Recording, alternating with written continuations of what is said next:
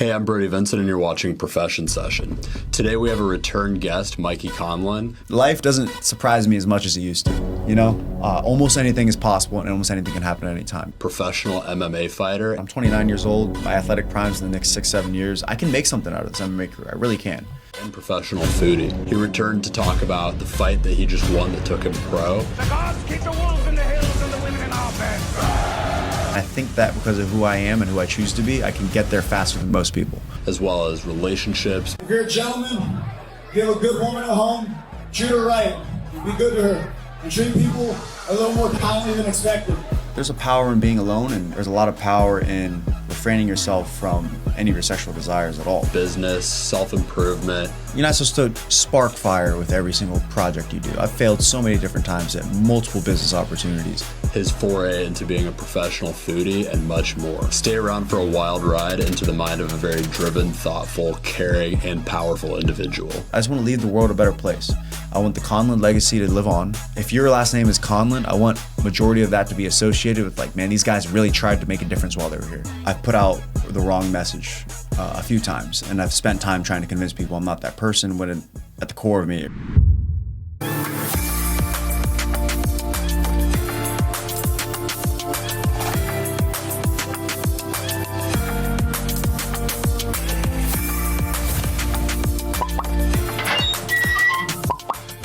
Thanks so much for tuning into this episode of Profession Session. I'm Brody Vinson, and I'm on a mission not only to define professional greatness through the tactics and qualities behind it, but also to help anyone that's trying to achieve professional greatness do it through the lens of others that have achieved it before them. I couldn't be more thankful for everyone that helps me continue along this mission through being able to do this podcast. And if you've ever gotten any value out of it, I ask only two things in return. If you could share it in the same way that you found it with someone else that you think could get value, it helps me so much. And if you could also just hit the subscribe button if you haven't yet, it helps me so much in just securing better and better guests for the show to share more impactful knowledge with you in this pursuit that we're both on for professional greatness. So without further ado, let's get on to this week's episode. What's up, man? I'm back. Mikey Conlon. Welcome back, Mikey. Thank you. 4-time amateur MMA champion, 3 times at Combat Night, 1 at another promotion. It's something to celebrate. It's not the long-term goal, but I'm going to enjoy it while I have it. I'm a local foodie to Orlando. It's going well. I've had a food page for 6 years, and it's just at Godly Taste Buds. Godly Taste Buds. It's just now awesome name, by the way. It's just like, yeah, you just get the feeling that you're going to go on this page and you're going to have Godly Taste Buds after you're done with it. I feel like I push out good content and I relate to a lot of people. So hopefully I can continue to keep that momentum going. Most importantly, and this is not really like a status, but I'm a family man, bro. I love my mom, my dad, and my brother, and I love spending time with all of them. So that's a big part of who I am. I want that to be forever a big part of who I am. The first words out of your mouth when I saw you earlier today were you were telling me you had just texted your mom and your dad that, like, about your day and, like, you love them. Like, I thought that was cool. In 10, 15 seconds, I'm like, hey, Dad, just want to let you know I love you. Have a great day. And you're a busy guy too, and I'm a busy guy. It's so hard to remember to do that, but I always feel like this just warm feeling when I do make time to, like, talk to my mom, and, like, I try to do it every day, man. It's like, important. I'm always out and about driving, doing something, and just to find that few seconds of time. Like, I don't have too much time to go back and forth texting all the time. So I'll send like a quick little, I did it in 15 seconds, a quick little Siri to mom, send. Quick little Siri to dad, send. And I'll do it with my brother too. I just want to let them know, like, hey, I'm thinking about you today. Yeah. And little things like that, that's awesome. Like, people appreciate that. Or, yeah. I try to do it to my friends as well, but family will always get that. Of course, yeah. So I want to talk about the unique kind of persona that you have around the fighting, because the whole, like, being a family man, like, all of that kind of reminds me of, like, the unique kind of position that you have in the fighting world and how I've seen that kind of differentiate you. I wanted to get into that a little bit because I've always thought that's a really cool thing. We talked about this a little bit the last time you were on about like how it's very important for you to be a gentleman and how, like, you feel like you've evolved as a person to kind of get past, like, past personas that you had and just being more true to yourself, like, with the online presence that you have, just being a little more true to yourself. I'd like to get into that a little bit. Talk about that. Well, man, I mean, the last time I was here, there was a different man sitting in front of you. I was going through a few different challenges that consumed me, and I didn't know how to handle. Obviously, I got past them, but in terms of online persona, and social media is quote unquote not real, but I try to keep it as real as I can. And the times that I haven't, I've misconveyed, if that's a word, I believe it is. I've misconstrued the message I'm trying to put out about who I am and one of my purposes here, in life and on this earth. I think I've stuck true to myself every step of the way. Anyone that how do I say this? Everything that I've put out on social media has been me, but I think that I've put out the wrong message a few times, and I've spent time trying to convince people I'm not that person when at the core of me, it really wasn't. I think it was just kind of like my sense of humor or my need to have a niche or a brand to promote myself and build my name.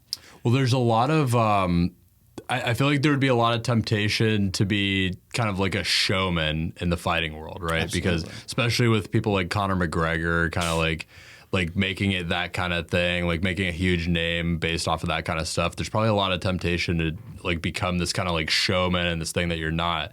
So there's probably like kind of a constant grapple between like being your true self and being this like persona that you think will get more Absolutely. eyeballs. More eyes, more opportunities, right? But I can go on forever about Conor specifically. One, he's transcending. Like there will never be another Conor McGregor in MMA. Him even outside of MMA, he's iconic, to be honest. So he's done unprecedented things, like just things that no one's ever done and will never ever do. I think he did it. What people thought was, I honestly, Conor's been him this whole time. I don't think that was ever an act. People thought that it was. And people have followed suit by creating an act to generate the same type of eyes and noise and publicity that he does. I was always not told, but I remember hearing that there's no such thing as bad publicity, which I agree to an extent. But the age that we're in now, the social media age, dude, by the time I have kids in the next 10 years, they will be able, 10, 15, 20 years, they'll be able to access anything that I've posted. So you don't want the wrong things kind of circulating. Isn't that a crazy thought that we're all grappling with, like in this day and age? The who I am today or any version of me in the past will be accessible to my kids. So I don't mind that they can kind of see me grow as a person and as a man, but I need to start acting like the role model I want to be when they're here.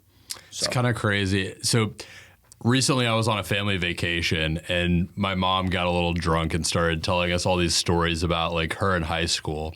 And they're these like stories that she kind of withheld until she felt like we were adults and she could be a little real with us. And it just makes me think like there's so much more pressure on us to be careful about that kind of thing because our kids will literally be able to access like the content that we've put out. It's such an interesting challenge. I'll tell you what, there is that pressure for people who are aware that there's a pressure there.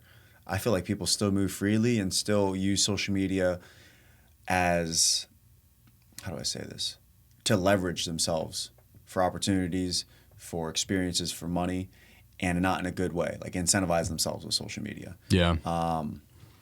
But that is interesting to think about, and that's a different level of. I would love to hear my mom's high school stories, my dad's 20s, how he was a single man in his 20s. Like, I'd love to hear all those stories. I just think I got to have the intent to ask them. Yeah. It's always interesting. Sometimes it just comes out like when you least expect it. Like, but I mean, it's always like you put your parents on this kind of pedestal of like they were always this like wise version of themselves that you got to know like when they became your parents, but you forget that they were in the similar shoes that you were before. Absolutely. And I'll tell you what I've noticed, not just only my parents, just with people in general, we're all kind of just winging it. Yeah. So I literally am watching my parents grow up and grow through things while still providing and still raising me. And I think they did an excellent job. Like it wasn't ideal.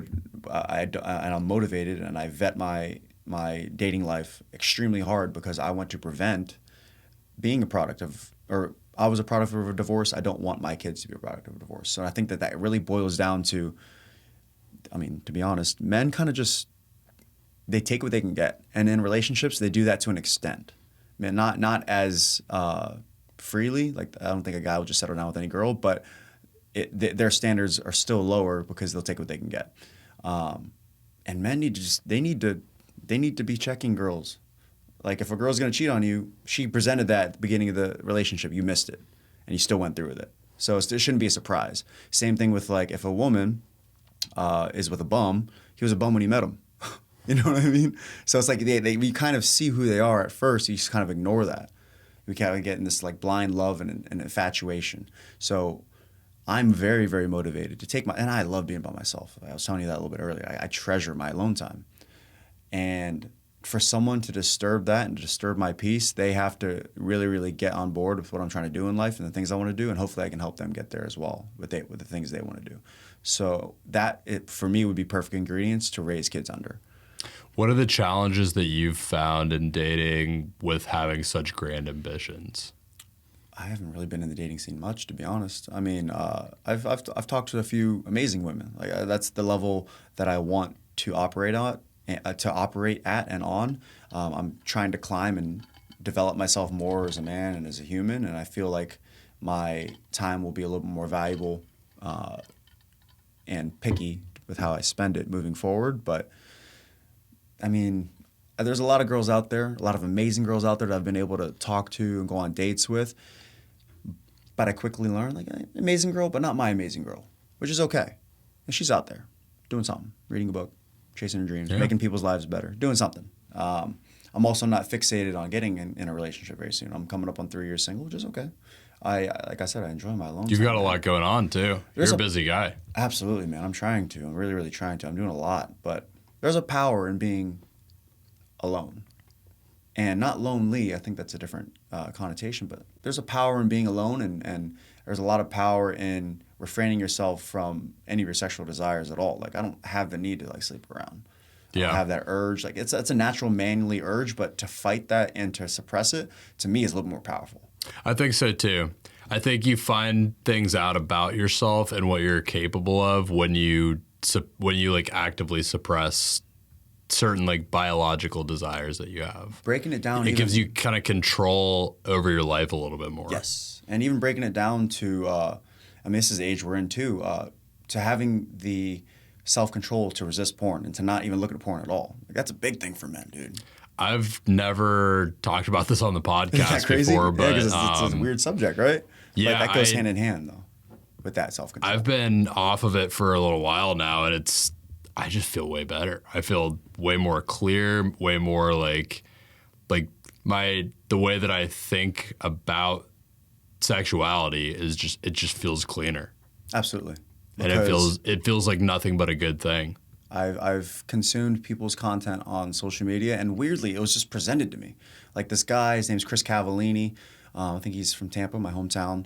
He owns a nutrition company, and he's in really, really good shape, but he's also just always been not shy of the camera and speaking in a way that offends people. So he's touched on the topic of porn a few times, and it's been in really, really like offensive ways. You like look at it and you're like, damn, this is gonna hurt someone's feelings. And it just kind of like further reinforced my thought and my resistance to it. Like just the freedom that I have and the power that I have of not doing it. I think it's very, very good for you because it can have like a deeply dark and controlling. And that's a weird control over your life. That's a weird industry to kind of think about. It is because there's two extremes to it. Girls are out here doing it for free, and then there's actually girls and guys are out here doing it for free, but there's also girls and guys out here making a lot of money for it, who are like superstars for it, which is kind of weird to think about. It's a weird industry. It is. It definitely is. And I remember growing up, and I think it was strategic. I think my dad would leave a Playboy out here and there. We would find it like 10 years older. Like, ooh, what is this? Oh, Dad, look, hey, give that back. You know? But looking back at it, it was like, did you really, try to hide that though, Dad? Thanks. Yeah. And it's just funny. Like, we got exposed to it at an early age, but not in a bad way. It was just kind of like, it just kind of reinforced the sexuality I grew up in. Like, I love women, man. I love women. So it just, I guess that was developed at an early age, subconsciously too. So thanks, Dad. But now it's I love women and not where the honey's at. Let's talk about that. Yeah, it's a big difference, huh? That's two different messages. You talked about this in the clip that you had right after your big win. Congrats again, by the way. Telling you on the air again. You had a massive win that we'll talk about, and there's a lot of implications around that. But I wanted to talk a little bit about like the message that you gave after the win. Could you kind of just go over like that message that you shared right after your win and like the importance of that to you personally? Absolutely. I thought it was a really great message. The by the way, scotch is something else. I'll cheer to you really quick. Yeah, cheers. Cheers to loving women. Yes. Seriously, but the message that I had in 2020 was where the honey's at. Slide in my DMs, Mikey Conlon, what's up? I did that because I know the importance of when you grab the mic, you earn that mic. You won the fight, you earned that mic. Give them a reason to be excited for your next fight. Yeah. Even at an amateur level, I'm like, I understand this. So I was like, I did that. People loved it. It was funny. I created merch off of it, which is funnier. Cool little thing. I can send you the graphic later. It's basically a girl riding like a honeybee like thing, you know, like drizzle. Yeah. Honeycomb, I think, or she's riding that in like a bikini. It's kind of provocative. It's kind of cool. It's got Gucci bees all over it. Like it was an interesting design, but it was a rash guard, so it wasn't so much a shirt that could be sold. I think that would have probably taken off even more. But as a rash guard and for the jiu-jitsu community, they loved it. So shout out to Mitch and Combat Night and Retro Grappler for putting that together. But the second fight, it was a little bit of the same. I always start off humble. I always leave the good message first, but no one remembers the good message. They just go, oh, where the honey's at? So I was like, hey, to the honeys, if you're single, 8s and up, please. That was like my next thing. Like, dude, kind of douchey, dude. Like, what type of rude boy am I? So I did that, and it just kind of put me in this, and I'll get to the message you asked about, but it put me in this loop of this is who I'm presenting myself to be in social media. I did it because that's my humor. It's funny, and it became a character that people were convinced that I was, and I convinced myself that I was. But deep down, like I'm not like sleeping around. I'm not a womanizer at the end of the day. But I was putting that out, and people were thinking that. And I started to see that when I would go on dates, and, oh, you're really not, I don't curse, but like, oh, you're not like a fuckboy. Like, you present yourself online. I'm like, yeah, I know that. But it took me a while to realize that, okay, yeah, you're really not that, but everyone thinks you are. So I had a rebranding process. But with my last fight, I fought March 13th, main event in Combat Night Orlando against a really, really tough opponent. The guy was 4-2. Tuck your head down, brawler. The guy is just about that life. He can wrestle. He has good jiu-jitsu. It was a hard fight on paper. It was a back and forth war. It was fun.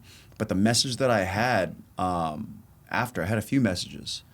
I'll go to the one that's relevant. But I said, the last time I fought with MMA was 2 years ago. I said, where the honey's at?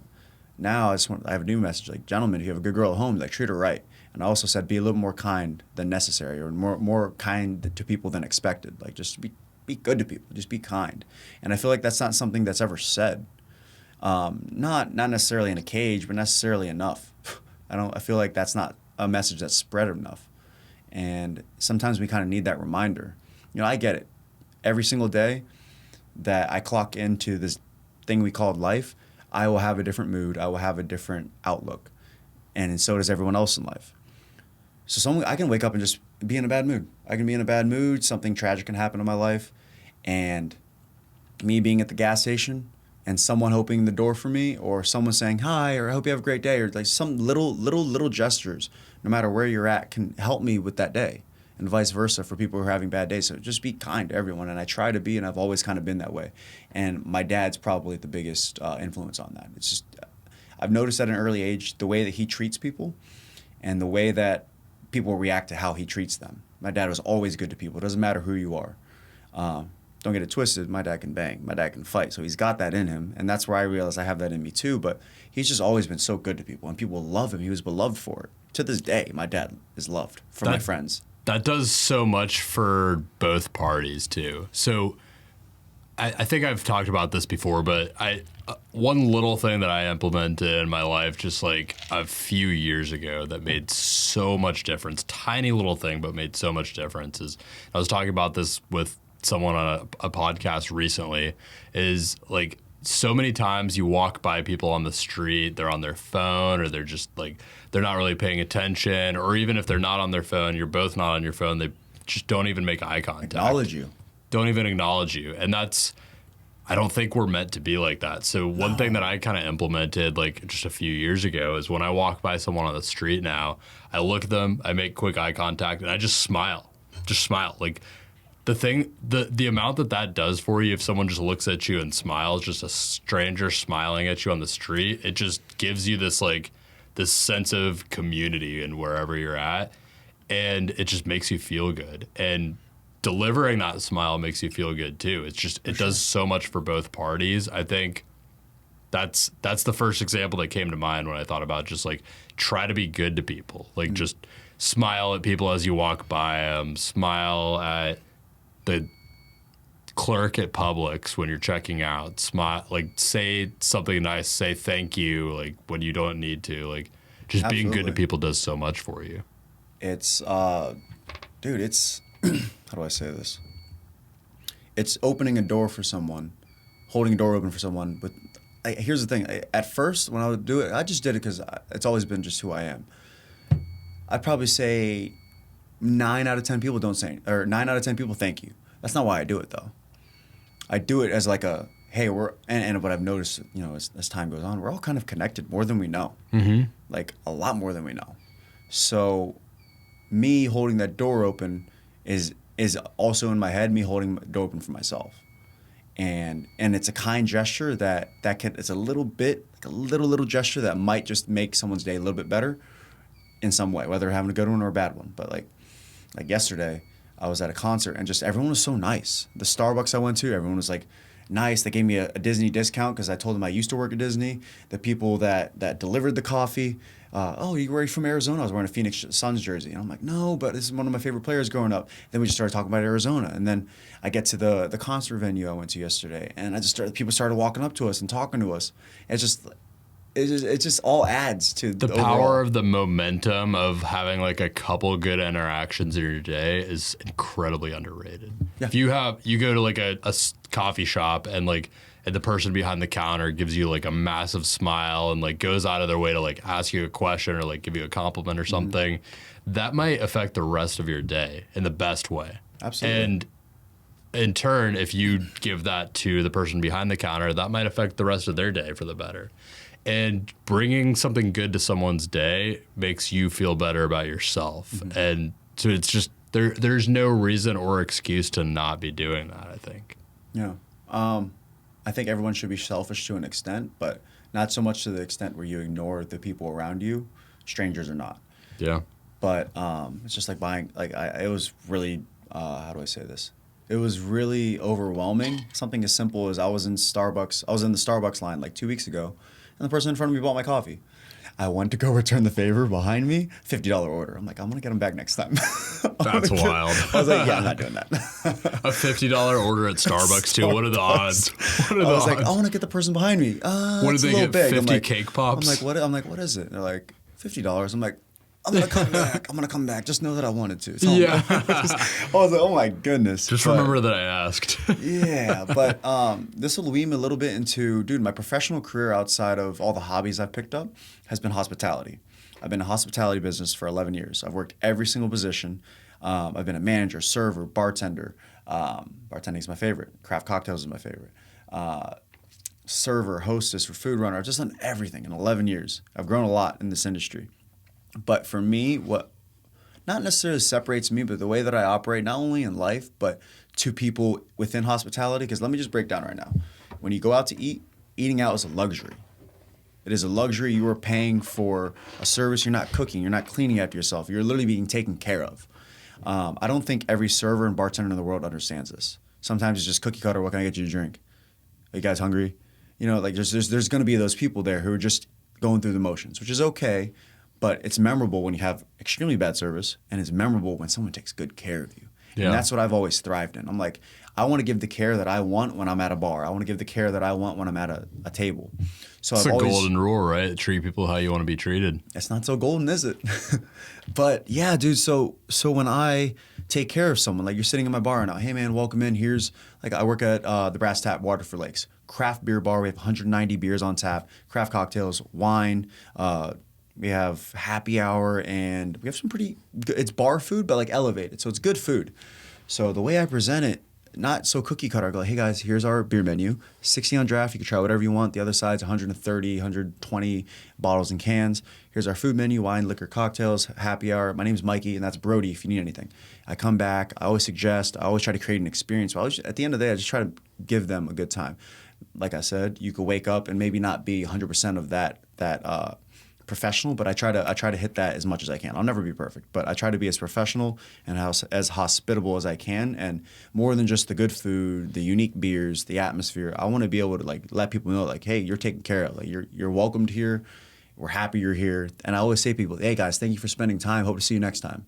Like spending time's the currency of the earth. And they chose to spend it at my bar for that 2 hours, hour or whatever. So I always thank them. Like, hey guys, thanks for stopping by. Thanks for spending your time. I'll catch you next time. Let me know if you need anything before you head out. It's like a big thing. Like, let me know if you need anything before you head out. Because maybe they'll want a water. Or maybe they'll want a hug. I don't know. I just try to be good to people, man. And I don't think enough people operate like that. And that's just, I think hospitality has become a big part of who I am because I'm just trying to constantly be good to people.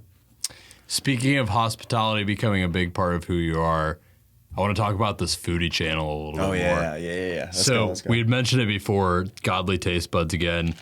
I want to talk about like the evolution of this because since we, that stuff is good, right? Scotch is something else. This is probably the first time I've ever consumed Scotch. I've taken sips, but I've never like consuming it. Thank you. It's a hefty drink, but it's a nice one to sip. It's a man's drink. It is, yeah. I can feel my beard now, I can feel my beard growing. Yeah. I think I just saw it like expand a little bit with each sip. You said foodie thing. Absolutely. Yeah, so the foodie channel has expanded a lot since you last came on. I didn't even know about it when you last came on. You didn't feel like you even wanted to like talk about it or mention it, but now it's resulted in all these opportunities. Dude. And it's done a lot for you. And so I thought it would be interesting to get into. It's a very interesting kind of area. It's a unique talking area. A lot about if you really think about it, like there's this guy with an iPhone posting pictures and reels and silly captions and tagging these random restaurants. Should I go eat where he ate? He made this place look amazing. Is he getting paid to do that? Or is he just genuinely really happy with where he's been? And before, I started this food page with my brother. He had his own, and he also created another one after that one got I think got deleted, or he lost his login or something. Anyways, we were in Vegas, 2017.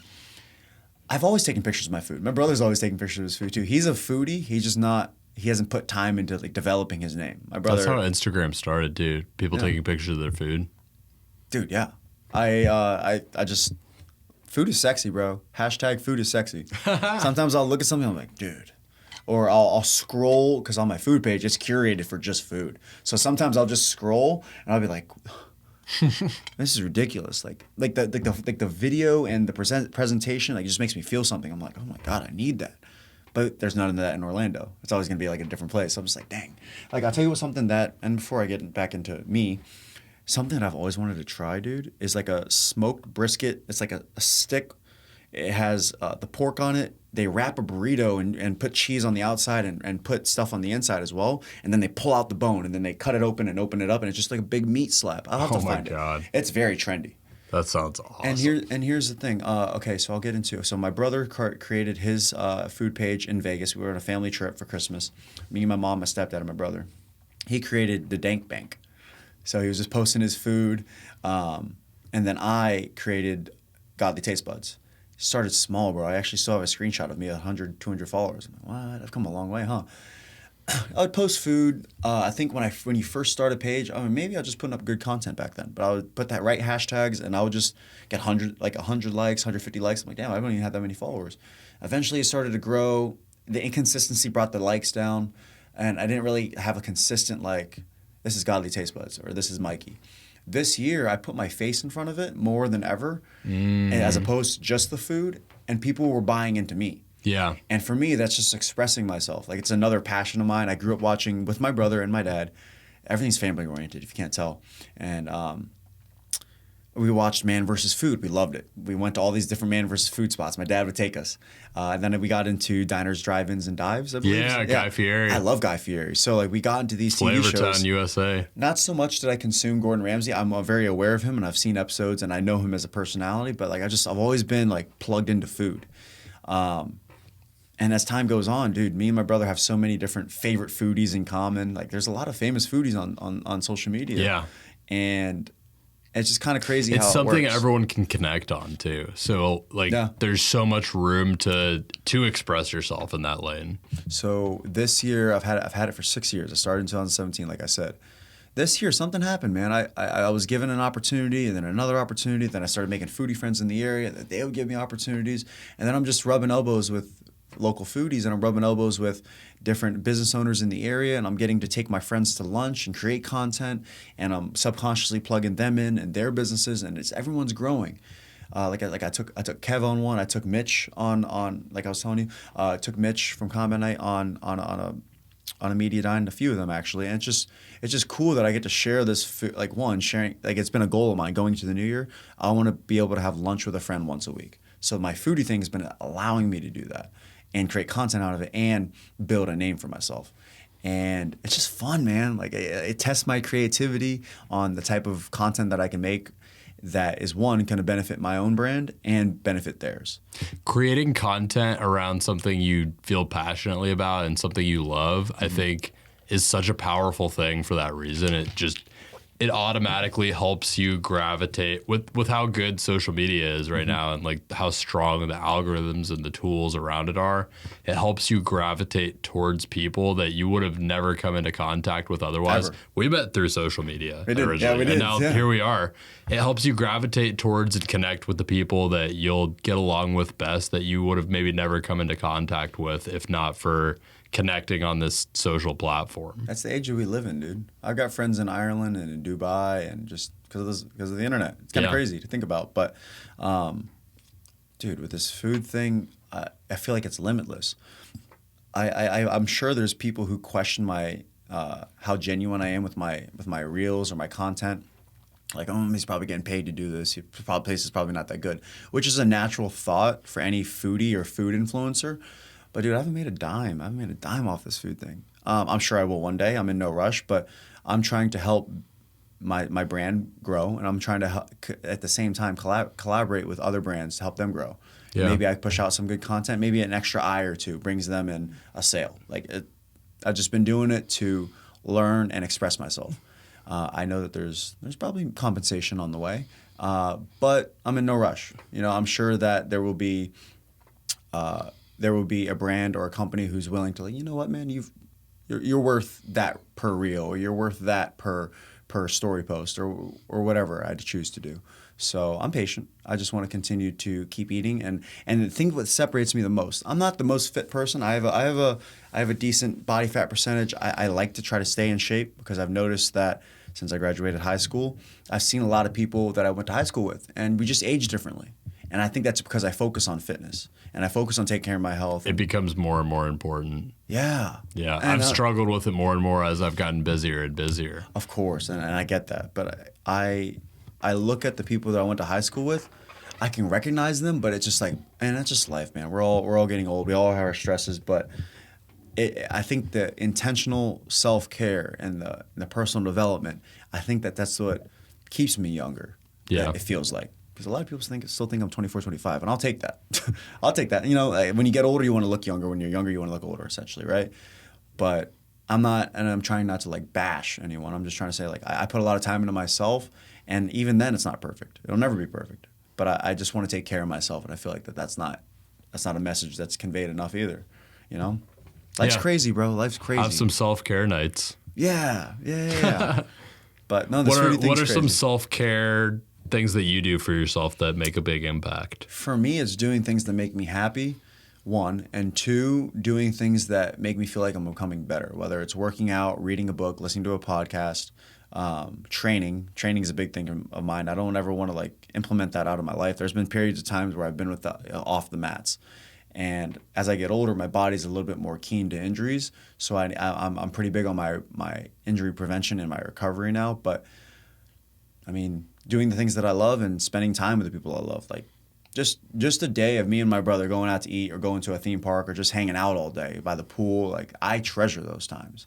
I love spending time with my family.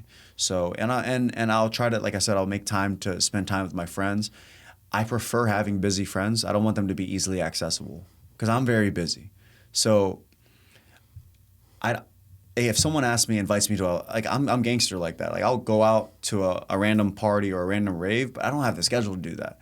I want people who are just as busy as I am. I want to be able to, like, hey, Brody, let's hang out 2 weeks from now. You're free. We'll block off this time and then we'll hang out. That's literally what we're doing right now. You know, exactly. We're not accessible, and if you want to be anything in life, you have to be that way. Until maybe one day you are, right? Kind of travel the world when you want, and it's funny. Look for friends that you have to like block off calendar time for, and keep friends around that if you bring them over, like if you invite them over, that you clean up for. Like you know, Brody's coming over. I don't want it to be a little messy. I want everything to be spick and span. Those are the type of friends you want to keep around. Friends that challenge you.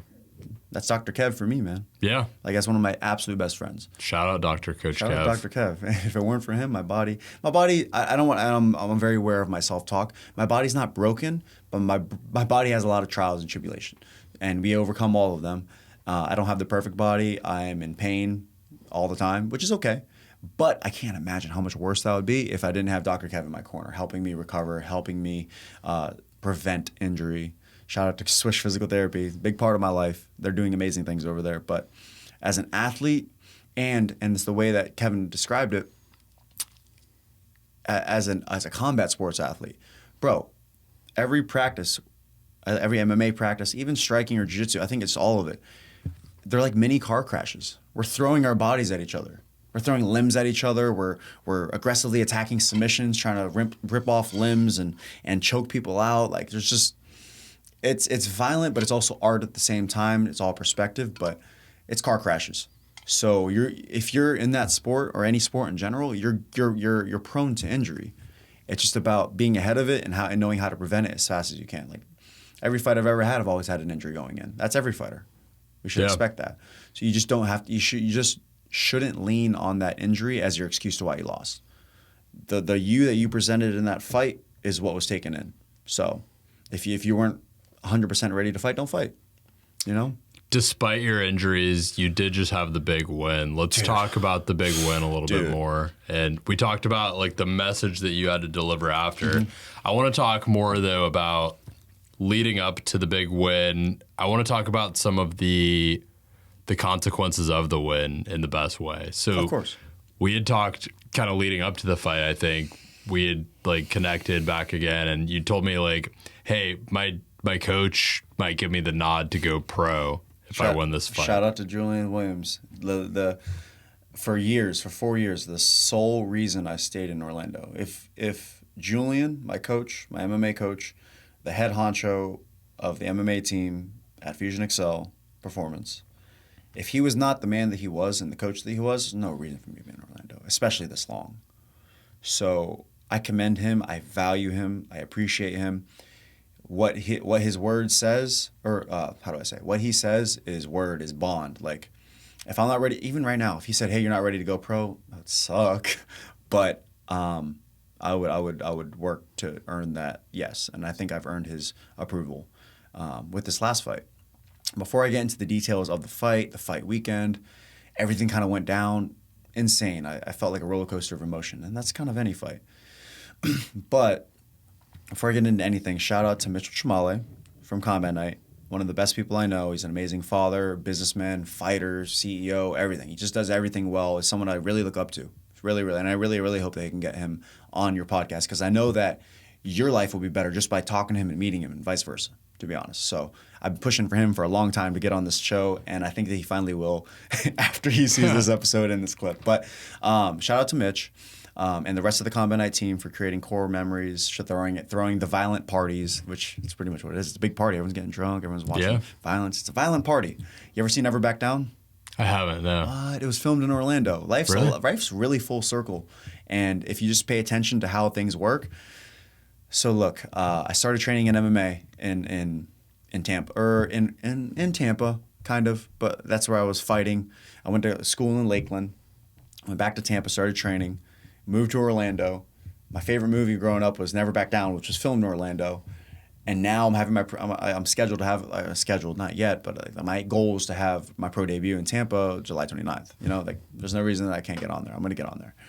It's just cool. Like there's a lot of full circle moments. You just got to pay attention to them, you know.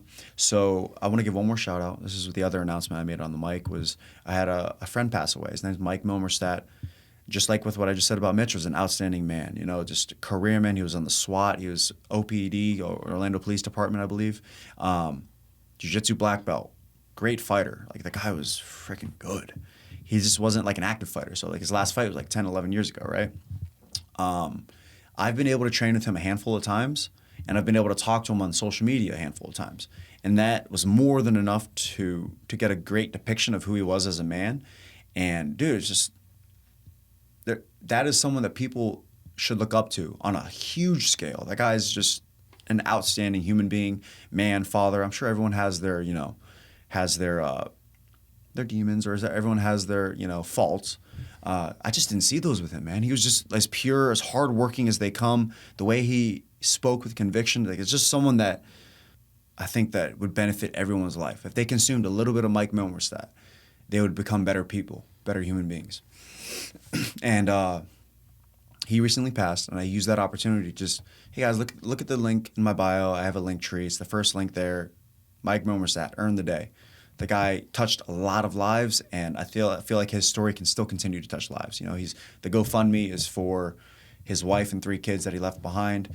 We just want to help them every way that we can. So any chance that we get to promote it, or any chance that we get to talk about it, the guy was just incredible. Like, it's just, if there's any real life superhero, it's him. Like, I can't say enough nice things about him, really. I think we should strive to be around more people that have that type of effect, that anyone that they come into contact with, they just make better and improve the lives of. Not everyone operates like that, though. I want to emulate a lot of what Mike does in life. So I think that we have a lot of that in common, and some of the things that we've said online have been, like, every time that we've talked, he's always been so empowering and so motivating. Like, the guy just operates at a David Goggins level, if you know David Goggins. Mm-hmm. That's how that guy's mind was, but with extreme empathetic intentions. Like, he just wanted to make people better and help people. Like, you can feel that. I mean, his career fields that, right? So it's just someone to look up to. I used the first thing I said. I think it's the very first thing I said on the mic. I'm like, guys, just while everyone's still here and not everyone's going towards the exits, like, hey guys, just please look at the link in my bio. It's the first thing I said. I just wanted everyone to hear it after an emphatic win, which we can dive into. But let's talk about it. Yeah. So, dude, I haven't fought MMA in 2 years. I was coming off that Muay Thai debut for Combat Night in August 20, 2022. I didn't win. I was in a bad place in life. I should not have taken the fight. I fought a really good opponent, and he had a way better pace than me, and he had a lot more moments than me in the fight. I can accept a loss. I know exactly where I went wrong. I know exactly where he went right. There's no excuses. I'll take my loss like a man, and not everybody knows how to take a loss. That's a big thing too. Losses are part of life. You gotta accept them, and you gotta grow from them. And I grew a lot. You can grow from wins and losses. Anyways, with this fight, I'm fighting a guy who's active. I wanna talk about that point a little bit more. I really like that. Yeah.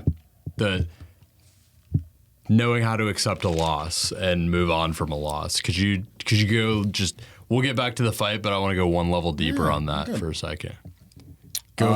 Let's dive in on that just a little bit more. Like you said, you have to know how to accept a loss. Talk about, like, how was that something that you inherently understood, or is that something that you've learned?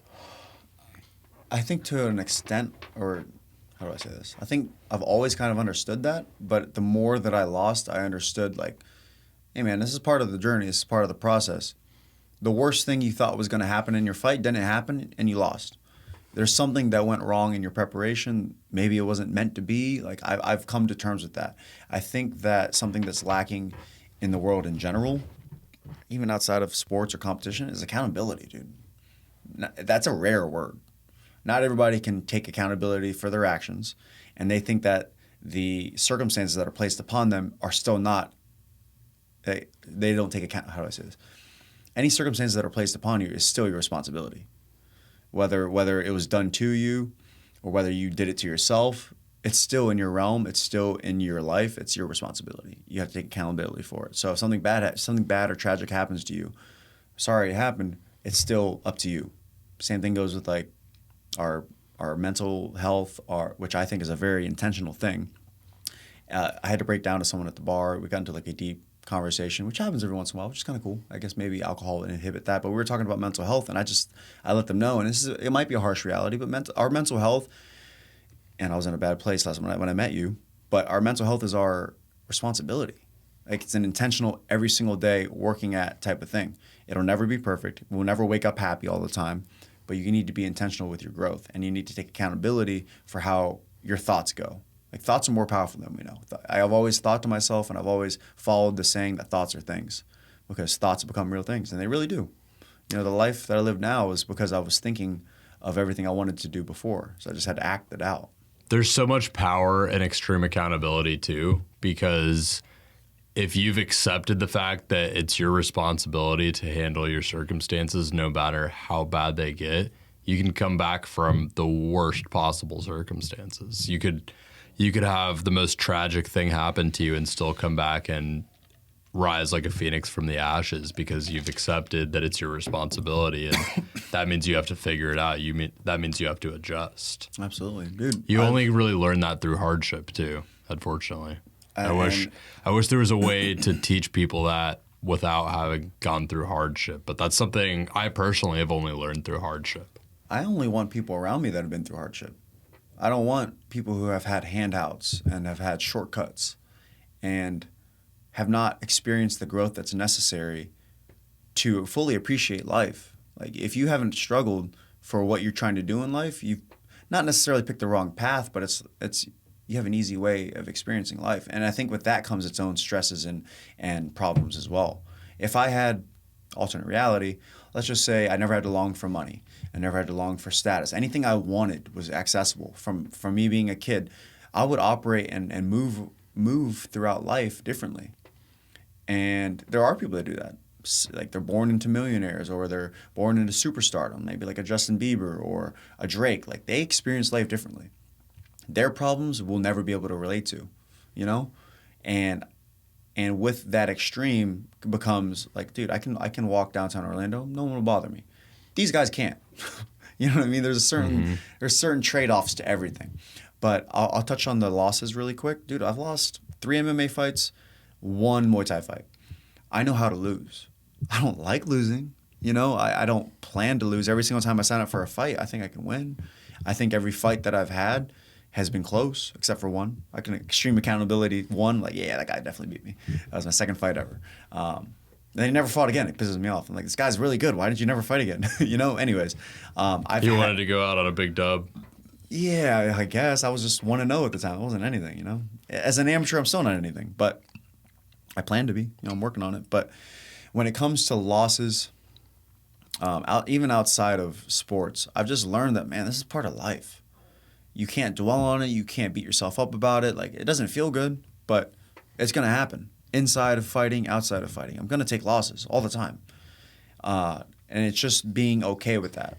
So for this fight that I just had, another hard fight in the amateur circuit, I detached myself from the result. I don't care if I won or lost. I know that a win will catapult everything I want to do in life and make it a little bit easier to do. And a loss might take away from that. But I would build myself back up and put myself in position to catapult myself again. So I detached myself from the result, and I just focused on everything in between. Most importantly, I focused on my self-talk and where my thoughts went. And every time an intrusive or negative thought came into my head, I would acknowledge it.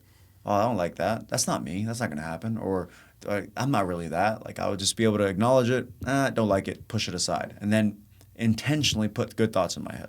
My therapist calls this killing ants. Have you heard that? No, but I like it. She calls them a lot of ants. Automatic negative thoughts. Yes. She says wow. They're going to happen, but you need to learn how to kill ants. Automatic negative thoughts. So when automatic, like you said, you called them intrusive thoughts. When automatic negative thoughts come up, you have to learn how to identify those and identify the patterns that lead to those coming up.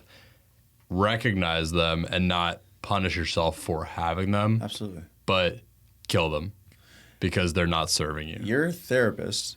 She's awesome. Shout out Stephanie. I won't give a last name. I started therapy as well. Shout out Amber. Super hot. Anyways. Amber, if you're watching this, the next session might be a little different. Sorry. Anyways, she would be great for your podcast as well. Just saying. I love how that girl's mind works and how she presents herself in life. Anyways. I love covering mental health stuff on here. I had a guy come on a while back, shout out Nick Narrell, was building basically an app. I'm not sure where he's gone with this since, but he was building an app around mental health. It was like a search engine to help people discover information on mental health. Very cool concept. Yeah, I've never heard of anyone. Local guy too. He's my age, probably about 26, 27 now. Like local guy here. Pure of heart, clearly. Yeah. I'll have to link up with him at the end of the session. What I was getting to with your therapist is that I just read a book. I've only read, I think, 3 books this year. I'm on my 3rd and 4th, or 4th and 5th. The second book I read was called The Subtle Art of Not Giving an F.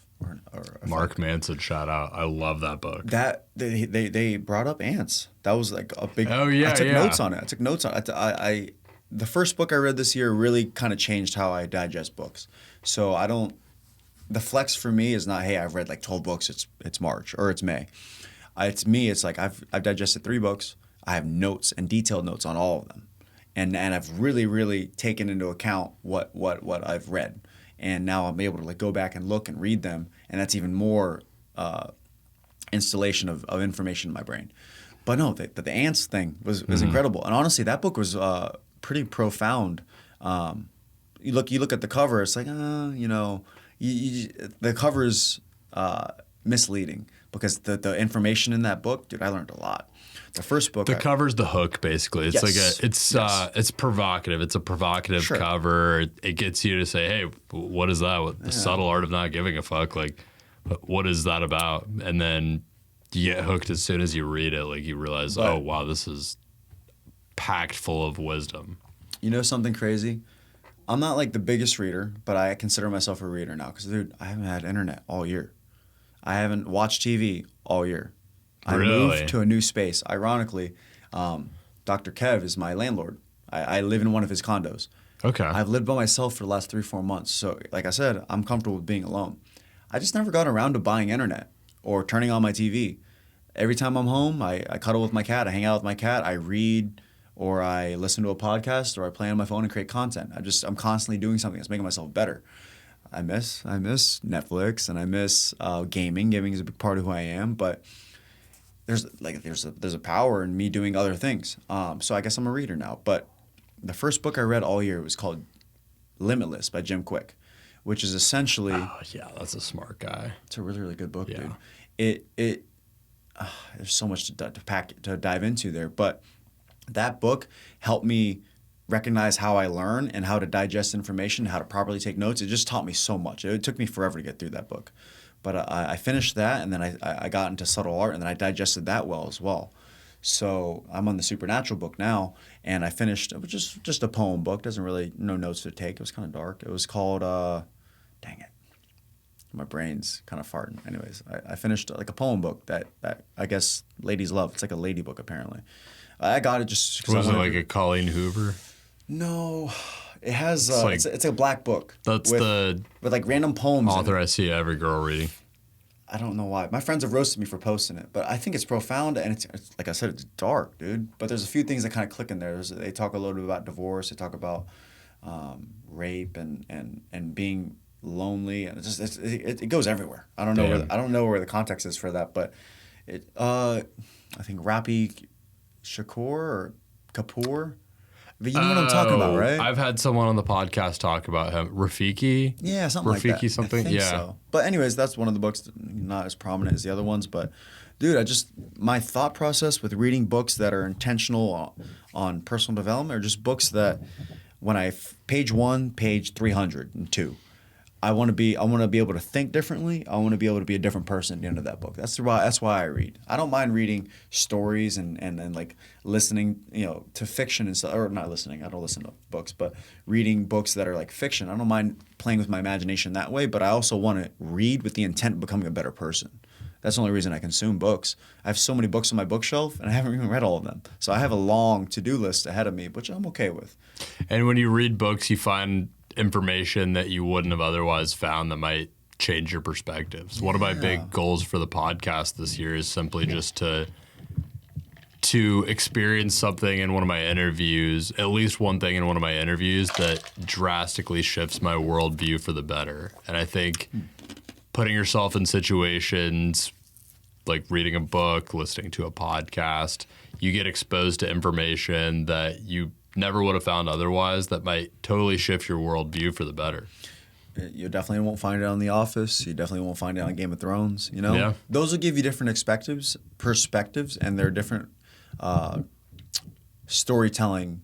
They're how do I say this? When you consume a show, not even one that's popular, just a show in general, you're literally watching someone present you something, and there's a few shows that have kind of changed my life. You know, like there's shows that I've watched that are like for instance, my number one's Breaking Bad. I love Breaking Bad.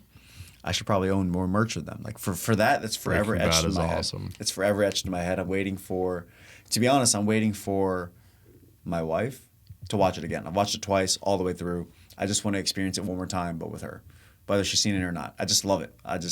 My brother loves Breaking Bad. My dad loves Breaking Bad. It's just a good show. There's a few shows that have really touched me. If you're a baddie and you're listening and you're trying to watch Breaking Bad for the third time, Mikey is single. Yeah, I vet hard though. I'm a hard cat. Yeah. Okay, I'm in no rush. But if you have a good heart, what's up? Anyways, no.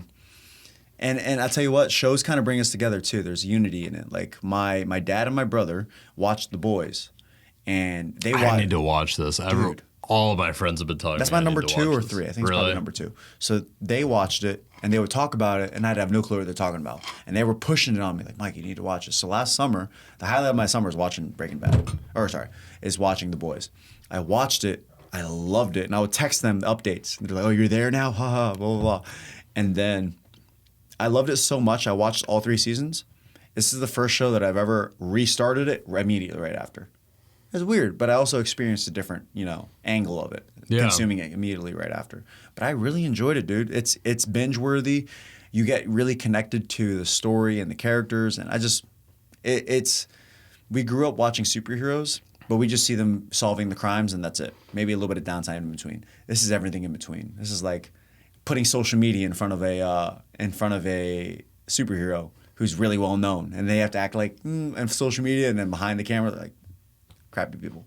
Yeah. And then there's like a team of people who go against those superheroes because they see that they're bad people, but they're doing it in front of the light, in front of the social media, in front of the cameras to look like good people. Like the superheroes or the supes are good people, but we see right through them and what their real intent is. It's kind of cool. It's interesting. It's a really, really good dude. It's deep. I can't get into the show enough. It's really good. It's really, really good. Gotta check it out. Me watching it all the way through, binging it, and then, wow, this is really good, starting it again isn't enough to motivate someone to watch it, I don't know what it is. Yeah, I gotta check that out. I've heard that way too many times not to have watched it by this point. Yeah. I want to talk about your plans for the future a little bit. Now that you've won this big fight and you're hoping for this pro debut in July, what kind of stuff is going through your mind right now? Like what are you thinking as Mikey Conlon in this stage of your life? Well, as of right now, it is Wednesday, the 24th. Yep. Yes. Tomorrow morning, I leave for Tulum, Mexico. We talked about For this. 5 days. That'll be fun. I've been to Mexico once. I went to Cancun last year. I partied. I got to really enjoy myself. Spent a lot of money in a short amount of time. I didn't like that, but whatever. Shout out When to in Mexico. Yeah, right. Shout out to one of my best pals who would also be a great person on the show. His name's Nabil Hawari. He's a hotelier. He's a super, super professional person. He works at the Four Seasons. But he's also one of my best friends, and he's gotten me out of my comfort zone to leave the country. We went to Dubai twice together.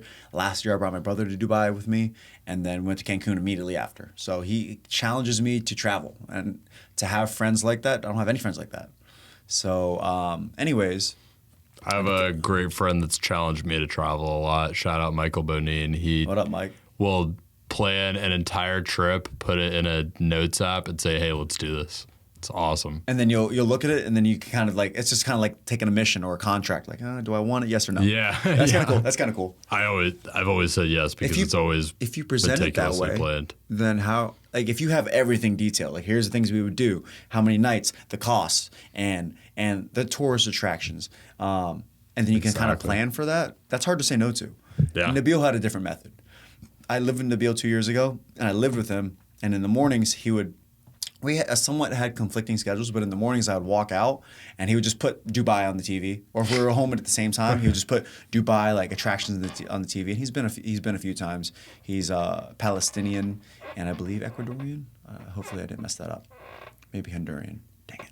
anyways, the big part's Palestinian, but he's been to Dubai a few times. He's got family over there, and he just really wanted me to experience that. And taking yourself out of American culture in the least insulting way possible. America sucks, to be honest, in comparison.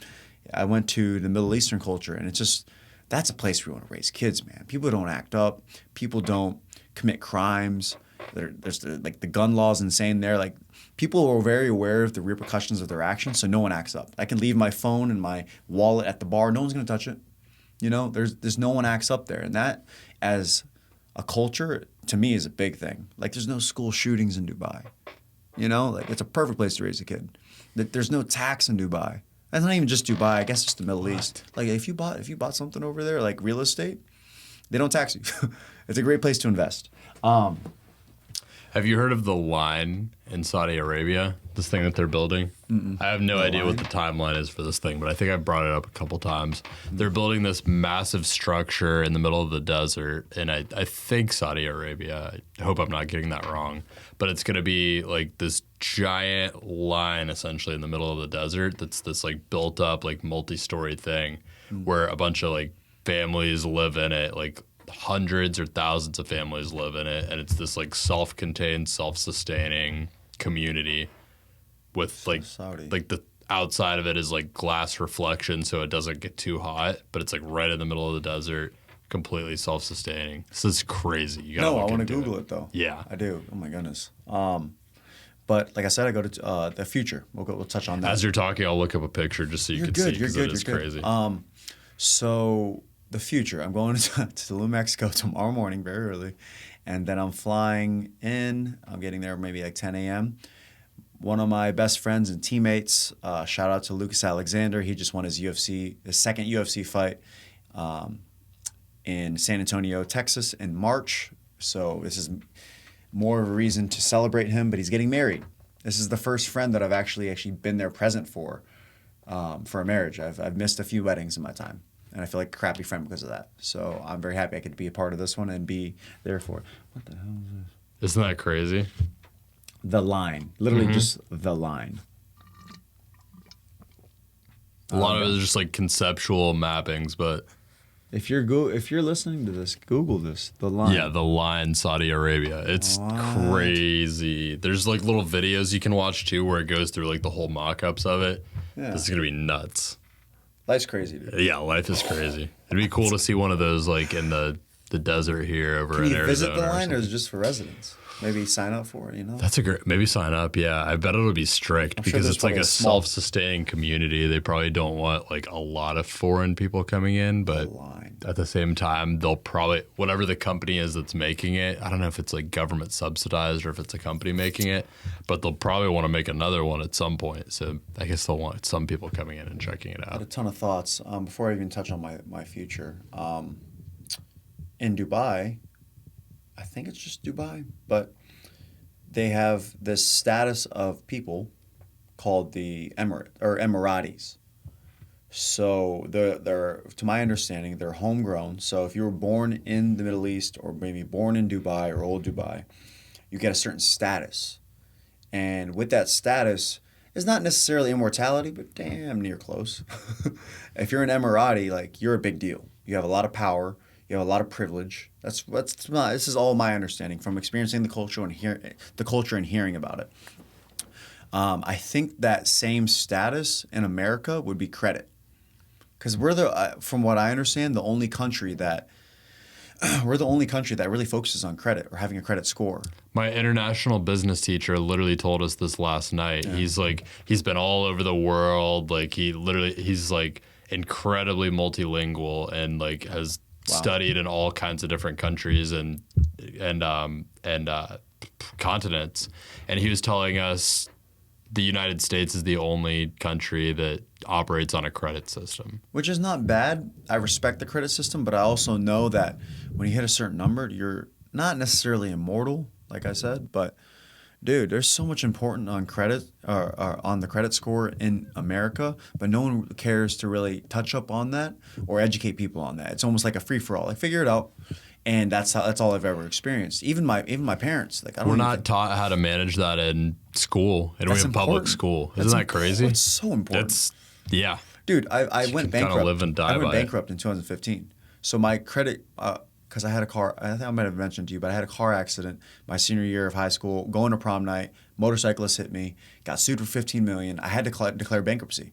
So me and my mom both had to declare bankruptcy. Sitting in a courtroom, sitting in a courtroom's an intense place, dude. Like, just being in there, maybe you're supporting someone, it's a different angle, but being the person like Mikey Conlon did this, and then they came up with $50,000 worth of edits to prove that I was guilty, and then the jury judging me. It's just like the intensity of that courtroom, and at a young age, it was a lot. And then having my mom next to me for it, it was intense. So that is how I started my credit career. I filed for bankruptcy. I think it just expired this year. I don't have the best credit score, but man, I have every intent on building it up because I know that the financial freedoms that I want and the way to leverage credit cards and the way to leverage loans and using other people's money to start businesses is contingent on me having a really good credit score. So I know I'm actively building towards that. And my path and one of my future plans to financial freedom is to own multiple pieces of real estate that pay me passively so that I can focus on my athletic career while I have it. Before I completely break down as a body, right? I don't think I will, but I think I can keep myself healthy. And a good example of that is my coach. My coach, Julian Williams, he's 40 years old. He still beats up everyone on the mats. And that's the biggest thing for me, man, is that I've had coaches over the years, amazing coaches. I'm never going to, put down other coaches. But the thing that sticks out to me the most about Julian is that the things that he teaches, he does to people, and we can't stop it. That's big. He's beating up UFC fighters, black belts, people outside of his weight class. It doesn't matter who you are. What he does athletically, technically, and just as a martial artist, can't stop it. He's just on his own level, and he's been that way for the years that I've known him. And that, for me as a coach, is rare because when a coach coaches, they coach from an outside perspective. They'll teach you things, but they don't apply it. Like, Julian would teach me something, I can't stop it. I think that's such an important aspect of a coach in any pursuit of any, because you can have a coach on anything, really. And I think a lot of the best people do. They have a coach on all these different aspects of their life. A coach that really is impactful is one that can back up whatever they're teaching. They practice what they preach. That's rare, though. It is rare. Yeah, a good coach. Think about it like this. We'll go to NBA. I was going to go NFL, but that seems a little more extreme. We'll just go NBA. Let's just say LeBron James' coach. Is he out there dribbling with LeBron? Is he posting him up? Is he running the plays? Is he shooting shots with LeBron? No. Yeah. I mean, that goes to, I guess, in my opinion, any coach. I mean, maybe there's a coach out there that still has the athletic capacity to play with his young athletes, but not that I know of. Not one that's profoundly known for it. And maybe that can apply towards all the other sports like baseball or football or even combat sports. I don't know any coaches that are actively like out there with their students, schooling their students at an old age. Julian's the man, bro. He would be You got a rare talent. Yeah, he's a one of a kind. And that's, like I said, is the only reason I stay in Orlando. But as time went on, I describe my Orlando experience as, man, I've struggled in multiple ways. Financially, relationally, mentally, physically, just every single way you can. Like it maybe all at the same time, maybe one at a time. I've always just have never figured it out. This year has been the time, and I feel like I still haven't figured it out, but I've had a lot more comfort in terms of, man, I have extreme direction, or I have a lot of purpose in Orlando now. And it's crazy how that took a turn. And I can't even pinpoint why or how. I just know that I've changed my lifestyle, changed my environment, and I love everything that's kind of reaping itself afterwards. But I can hear it come through in like the way that you describe things versus like the first time you came on. Like just a lot has changed in your personal life that I think drastically feeds into your professional life. Like it sounds like you've figured out a lot in your personal life, and that's kind of taken care of the professional. And I think that as an athlete, or at least with a fight, I think everything kind of comes into play. I've noticed that over the years. So financial, relational, physical, mental, all of that goes into the fight. Because the fight, to me, is just a simulation. If I'm going toe-to-toe with someone, everything that was done in the past is going to be what's shown on the stage. You're just kind of, like I'm present. When I'm fighting, I'm present. But at the same time, everything just kind of goes. It just, like, before you know, it's over. type of thing. It's weird. Fighting's weird. I want to talk about just the feelings after that fight recently. Like, disappointment. Well, no, the one that you won. Yep. Disappointment. Talk about that. Yeah, dude. The second the fight ended, my intent is to finish him in emphatic fashion and make a statement. And Julian says, "Hey, you're ready. Yeah, you're definitely ready." Given the guy that I fought is fucking super tough, he hit me the most I've ever been hit in a fight, and to my memory, the most I've ever been hit in all of my fights combined. The guy hit me a lot. That's not the plan. I want to get in there, out, dip, make a statement. It didn't happen, which I'm okay with. But the second the fight ended, I was like, damn, I got hit a lot. And I think every single fight I've ever had, I'm just, man, that's not me. I always think that. I'm like, that's all I've shown? In my head, skill-wise that I'm trying to work on as well, I can do so much more in there. And every time that I'm in there, I don't show all of it. Never. 9, 10 fights in, I've shown pieces of me. And it upsets me because I'm like, man, when everyone can finally see what I see, it'll be a spectacle. It'll be amazing. So it's motivating to work towards that, and it'll seemingly forever elude me. But the second the fight ended, I'm like, I'm tired. I'm sad. I was like, man, I don't think I won the fight. Like, not that I didn't win the fight, but there wasn't certainty. Like, yeah, I won 2, 3 rounds. It was like, man, this is in the air. Because I felt like I got hit so much. So it was a split decision. 2 judges picked me. 1 judge picked him. Wow. Okay. But in the moment, I'm like, man, it felt like a close fight. The crowd was going crazy. They loved it. We definitely delivered on the main event. Yeah, entertaining. I got the split decision nod. It was awesome. Watching the fight 20, 25 times over, I created a highlight reel. Because that's my goal for every fight. Like, oh, you can't watch the fight, Brody. That's cool, man. Don't worry. Everyone's busy. You can't. Maybe you don't want to spend the money, or maybe you're busy that night. I get it. Life happens. I don't care who's at the fight. I really don't. But I always tell people, like, hey, man, I'm gonna make a highlight reel out of it. I don't know what the highlight reel is gonna look like, but I'm gonna make a highlight reel. Just watch the highlight reel. So I fought, and I'm a fair person because I felt like I was in a war. So I put every single exchange in that highlight video. Looking at the highlight video, majority of the exchanges were me. I'm like, okay, maybe I didn't do as bad as I thought. Maybe it wasn't as close as I thought. At the end of the day, I got hit too much. That's my big thing. I'm not hittable, but the style of fight that I chose to fight made me, put me in positions that I didn't have to be. If I fought the way that I know I can, I probably wouldn't have been hit as much. But that's the thing. You're bringing that simulation in there. It didn't happen. Such is life. But looking back at it, it was a huge win. The guy's super tough. Speaking of, as of yesterday, I hung out with him all day. We trained in the morning, which is awesome. I thought this was really cool to hear about. And then we went to a concert at night. First off, I've been in the MMA community for a while now. I've been paying attention to MMA news and the MMA scene for years, even at the highest level. I don't know anyone that's fought with each other and has hung out within ever. I don't know, I guess. The guy's a good guy, I can tell. I'm a good guy, and I was like, yo, let's train. Let's go to this concert, because he commented in the lead up to the fight. He's like, happy belated birthday. It looks like we have the same taste in music. I don't know why, but he did. I'm like, sounds good, man. May 23rd, 10 days after our fight. May 23rd, let's hang out. I literally said that, and it's funny. There's a video of me. I'm like saying, I'm hugging their team. I'm like, hey man, thanks for the fight. I'm hugging him. I'm like, yo, thank you, blah blah blah. I'm like, yo, May 23rd, let's hang out. Let's do Hippie Sabotage.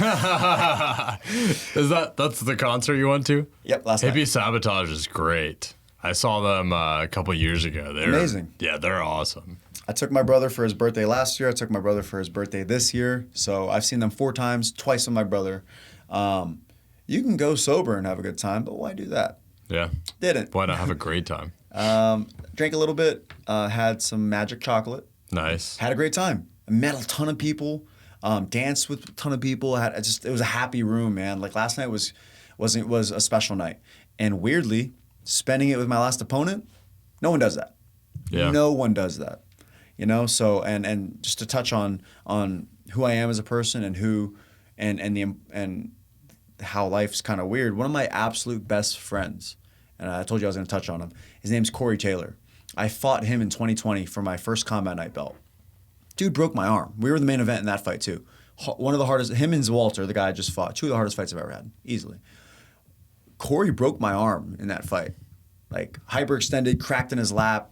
I was out for months. I couldn't train. It hurt really bad. Kevin helped me get past it. You know, that's just Kevin. But Corey's one of my absolute best friends now. He's me in another life. That's how I look at him. It's like the duality of men in terms of the dude's got 2 kids. He's got a wife. He's got a business. He's a really good fighter. Corey is, as an amateur, 6-1. He's 6 in Mikey. I'm his only loss. To be honest. And that was a very close fight, too. And then now he's a 1-0 pro. And I talk to this guy every week. We call each other. You beat him in a fight where he broke your arm? Yes. I didn't tap. That's crazy. I didn't tap. But my coach, Julian, shits on me. I don't even curse, but he shits on me he says I quit that 3rd round. I'm like, bro, he broke my arm, dude. Like, bro, I couldn't do anything after that. Yeah. You know, the fact that I didn't get even more hurt after that was crazy. But he cracked it, and I was like, oh, wow, it's already broken. I might as well just go to my escapes now. So I went to my armbar escapes, and I got out. Damn. But he already did the damage. So I think, and this is a big win for me, any other person would have tapped, for sure, 100%. But to touch on Corey, I built a really strong friendship and bond with him. Like, that's I care about the guy a lot. His mom, his family, his friends love me. Like, every time that Corey fights, I'm in their crowd hanging out with them. So, like, they immediately brought me in his family. And it's just a weird dynamic to have, but I don't question the weird things in life anymore because life's crazy, man. Like I just told you, I went to a concert with my last opponent last night. And we got to bond. We got to talk about the fight. We grabbed multiple meals. He covered my beers. I bought him lunch. Like, we trained in the morning together. I was introducing him to my teammates. Like, that was my pal Walter. They're like, wait, didn't you just, you know? I made a video on comment night. I walk up to him. I'm like, and it's just for quick content, quick humor. I walk up to him like, bro, aren't you the guy I went toe-to-toe with at Comment Night Orlando? You're Walter Zelaya. He's like, yeah, maybe that is me. I'm like, bro, I didn't know you were chill like that. Dapped him up. I'm like, yeah, now get out of here, bro. Get out of here. Just like talking shit to him, bro. It's a funny video. But it's just, life doesn't surprise me as much as it used to. You know, almost anything is possible and almost anything can happen at any time. So I think if you really dive into who you're meant to be, if you have that calling, or if you have a passion, something you're passionate for, and you just dive in on doing that and authentically being yourself in the process, I think all the right things will attract itself to you. What would you say is your personal why behind everything It changes that you do? a lot. It changes a lot. I think family is why I do anything. I want to be able to create myself a life of time freedom and financial freedom so I can. And I'm sure that at some point, me financially, like, taking care of my family will become, like, not overwhelming, but, like, played out. Like, if I'm just constantly taking care of my mom, my dad, my brother, they'll be like, they'll become numb to it. But I just want to be good to them and make sure that they have their lives maximized. But my big why, my grand scheme why, which is kind of always never changed, I just want to make the world a better place while I'm here, man. I really do. No matter, because MMA is so unpredictable, man. I'm 29 years old. My athletic prime's in the next 6-7 years. I can make something out of this MMA career. I really can. But I know it's not a forever thing. I know that there's all the tools and ingredients to get to where I want to be. I just need to trust and follow that path. And I think that because of who I am and who I choose to be, I can get there faster than most people. So I know that there's a lot of cards and a lot of things in my favor. I just got to tap into it. But my grand scheme of things, I just want to leave the world a better place.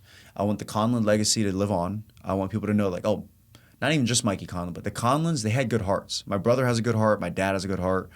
Like, if your last name is Conlon, I want majority of that to be associated with, like, man, these guys really tried to make a difference while they were here. And that's my personal statement, but I know very well who my brother is, and I know very well who my dad is. They operate the same way. Maybe not at the same level that I'm trying to reach, but I just know that they're there to look out after people and be protectors and to be protectors and to take care of people. That's just kind of how we were raised.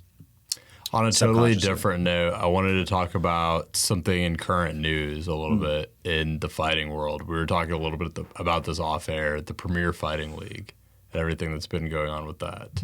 Dude, PFL is amazing. Yeah. One of my really good friends, his name's Elvin Espinosa. We became friends because of Comment Night, because of social media. We were on a mutual live, and I just remember commenting like, "What's up, Elvin?" You know, as someone I've always looked up to. Like, that guy's in my weight class. The guy's very, very good. And I just remember following his career when I was just an amateur coming up, and he was the amateur, like the best 55er in Florida. And he's kind of just always maintained that path. The guy's 8-0 right now. He's fighting for the PFL, and he has nothing but nice things to say about the PFL. He actually makes the PFL look very appetizing. You know, as a competitor and for the stage and for the money, you want to go to the UFC. You want the most eyes. You want the biggest reach. You know, that's very much in line with what I want to do. But I've never been opposed to PFL Bellator. But I really admire what PFL is doing. Even I heard that they're trying to buy Bellator. They might just, to be honest, they might just. I like Bellator. It's a weird name, but they've always from what I've noticed from the outside looking in, the UFC has always been like the Starbucks or the Chipotle. Like they're just, or the Tesla or the Apple. Like they're the creme de la creme. When you think of, they're so popular. They were kind of the first, right? Absolutely. Yeah. The first big promotion. But when you think of MMA, it's such a big name that people are like, oh, do you fight UFC? You know, like, people are saying, or not, you fight Bellator, do you fight PFL? It's, oh, you train UFC. You know, that's just how imprinted it is into that sport. But what I've noticed over the years is that the grass is greener on the other side as well. There are many opportunities outside of the UFC. There's a big consensus that, and it's true for the most part, I would say majority of the fighters in the UFC are better than majority of the fighters everywhere else to an extent in terms of I think the big pool of the best fighters are in the UFC. That's the whole goal of being in the UFC, be the best fighters, fight the best people. But there are little nuggets, and there are little little names and little names. Well, how do I say this? There are little entities. I gotta stop saying little. There are fighters in every promotion that are as good, if not better, than some of the UFC fighters. Just because they're in a different promotion, they don't get the same press or the same recognition. But from what I hear, in the big MMA schools, everyone's feeling everyone. Everyone's training with everyone. They know who the best guys are. Yeah. So we're sorry to cut you off. No, I was just gonna say what I heard and a little bit of the research I did about this is that the PFL has been just paying people better, like kind of taking care of the fighters that it does bring on a little bit better, and so they've brought on a couple pretty big names because of that. And then because with the big names comes the eyes. So yeah. And then I've heard that they have a developmental program. So I'm 0-0 as a professional fighter, but I want to climb to 2, 3, 4-0. Let's just say I get to 4-0, and they have a developmental program where they put me against another 4-0, or maybe against another 3-1. I get to fight someone around my same skill set and experience, and then I can be assigned PFL athlete, but still grow under them to get to the $1 million tournament, because they put the best fighters in their $1 million tournament, which is a lot of money, dude. That is a lot of money. Because I've been fighting for free for 9 years. Every fight is like I'm paying to do it. You know, I'm paying for the blood work. I'm paying for the eye exam. You know, I'm sacrificing financially to not work for that week, and I'm paying to do it because I love it. So the money's never been the motive for me, but at some point, I got to cash in. Yeah, and you want to hope that like all of your efforts culminated in something that can help you make a livelihood, right? Absolutely. But I also don't want, but MMA or fighting in general has never been my income, ever. So if it does one day, that's awesome, you know. But I'm focusing on everything else to pay for that. I would love to just train full time. If all I had to do was wake up and worry about training and recovery, I'd be a different fighter for sure.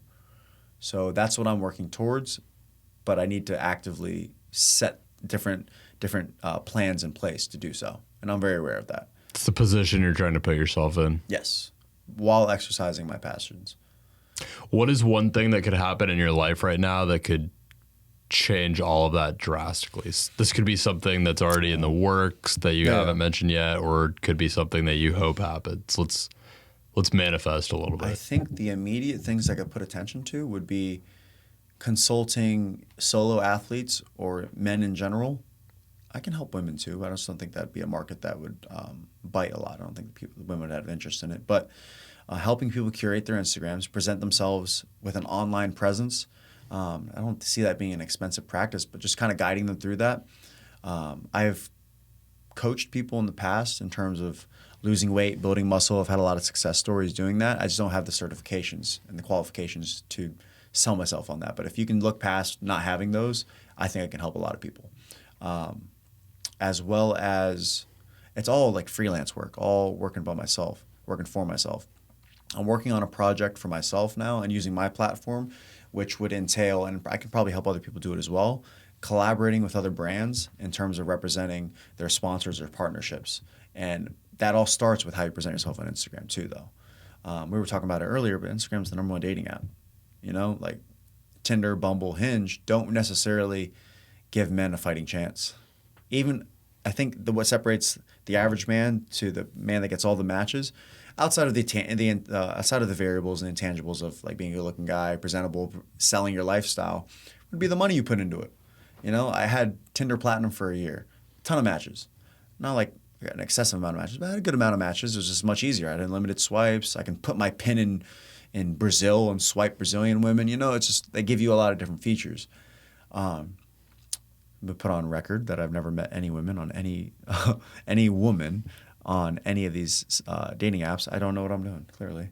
But I think it seems like you're not focused on necessarily making that the result either. Like you've always come across to me as more just focused on your everyday, like actual life. Yeah. I mean, you don't have internet at your house. Like it's like come on, it's not like you're this like online dating guru. You're trying to like do life in the best way possible. I don't think there's anything wrong with that.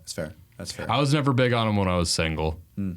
Like they never appealed to me that much. But then again, there's I don't know the women angle. I don't get to talk to many women about how their dating app experiences are. But I've met men and I've had friends over the years that have but they're good at it. They're going on dates all the time. They're hooking up with a ton of chicks. I'm like, that's just never been me. Like, I just hooked up with this Tinder chick. I'm like, I don't know. You. Yeah, I'm not completely disqualifying it, but the chances of me meeting her, quote unquote, on social media, or not on social media, on a dating app, it just seems very unlikely. It's just like going to a club or a bar and expecting to meet my wife. That's a very unlikely thing too. Not impossible, but I just don't see the like if I'm out at a bar or club, there's a reason why men go out. There's a reason why women go out. We're trying to meet people or get laid, I guess, right? I don't think a girl of my the expectations I would have on my future wife, I don't think that she would have the need to want to go out or that intent or like putting herself in those scenarios. At least often. Like I don't think that's where you're going to meet your husband. I don't think that's where you're going to meet your wife. That's just me. Don't know. I mean, are other places that you're more likely to. Maybe like a coffee shop, a bookstore, Whole Foods, right? Just somewhere that seems genuine and there's no expectation in the environment. Yeah, meeting organically. Mm-hmm. There's a lot to that. But what's next for Mikey? What's next for Mikey? I'm going to enjoy, like I said, I'm going to go celebrate Lucas Alexander and Hannah Zolch. I guess Hannah Alexander soon. Two of my one of my best friends and then his girlfriend, who's a good friend of mine as well. We get to celebrate them. All of my team's going. I know my coach Julian's going to be there. Mitch is going to be there. I have a lot of friends and teammates going. So I'm nervous because the resort is all you can drink, all you can eat, which is cool, but I don't want this 5 days in Tulum to be a 5-day bender of me just eating and drinking. I've put out some pretty embarrassing content of me being drunk multiple times, and that's not going to happen again. Especially in Tulum. Throw that shit on Do Not Disturb. Lock it in your hotel room. Yeah, well, it's not enjoy the moment. It's not even me recording it. It's people recording me. Oh, right. And it's not like it's being leveraged against me. Like I care about who I choose to put out. I just have a reputation of like Mikey can't handle his alcohol over and over again, and I just think that's just a stage in my life that I didn't like. Yeah. For instance, there's a picture. You're in a different stage. Of course, there's a picture of me shirtless, blacked out on top of a yacht in Dubai. First night I was ever in Dubai. I think I remember you telling me about this. Insane. There's also a video of Lucas, the guy I'm telling you about. I'm drunk on Mills. I drank too much. A few drinks at Tori because Julian was paying the tab. He was celebrating my last MMA win or last MMA belt because Lucas won that night too. He won his belt. And he just wanted to take us out. He said, I want to take out my champions. Everything on me. Everything on Julian Williams' tab. That's a dangerous game. Drank a few at Tori. I drank a few at Guest House. And then I found myself on the side of my friend's car, feet up on his thing, and like I'm just like smiling. And my friend Lucas walks up to me and he goes, "Hey, this is what you do if you're the Combat 55-pound champion." And he's like, look, slaps me. I'm just like smiling. It's just like, it's a funny video, but it's also, like I said, my kids are going to see that one day, I'm sure. I took it off the internet, but I'm sure it's still findable. Maybe I'll show them on my own terms, but it's just not what I want to put out there. And there's too much of me like being drunk, and I don't want to continue to put that out there.